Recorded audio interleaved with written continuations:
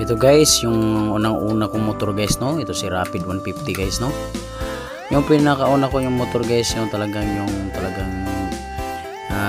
nagsisikap guys, no, sa mga project ko, yung magkargahan ng drum, mga materialis, tubo, at saka yung mga hose, no, mga materialis talagang nakarating na to guys, no, sa Katbalugan Samar guys, no, si Rapid 150 talagang ito po talagang yung una kong motor, no.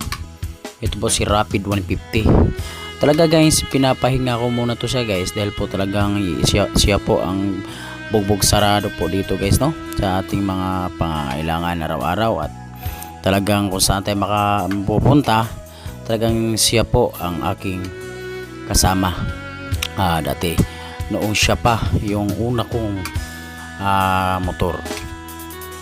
Ito naman guys, itong pangalawa kong motor guys, ito po ay big bike, Titan 250 250cc guys, no. Ito si Titan guys, no.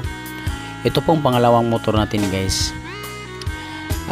Talagang ito guys, no, nakapapahinga na po ito guys, no, si Rapid 150 dahil po nito na po guys, no, yung ano niya guys, yung katas po kung sa ano pa, anak po ni Rapid 150 dahil po siya po ang income po ng Rapid 150. Kaya ito guys talaga guys, no, nakapahinga na po talaga si Rapid 150 dahil ito na po, meron na po tayong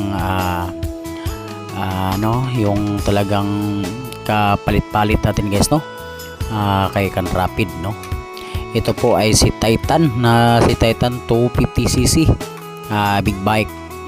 Ito po yung kadalasan na natin ginagamit ngayon dahil po pinapahinga natin si Rapid. Ito naman guys, yung bago pa natin guys, no, nandun na si Papa guys, no, si Mama, no, si Papa, si Mama. Ito guys, so una first time po nila makasakay dito guys, yung pinagawa natin na tricycle, sikanhan na to guys, no, talagang sikanhan to, okay lang kahit sikanhan, at least makatakbo siya guys, makaragahan ng mga materialis, and then yung saan kami pupunta, yung mga ligo ng dagat, no, and then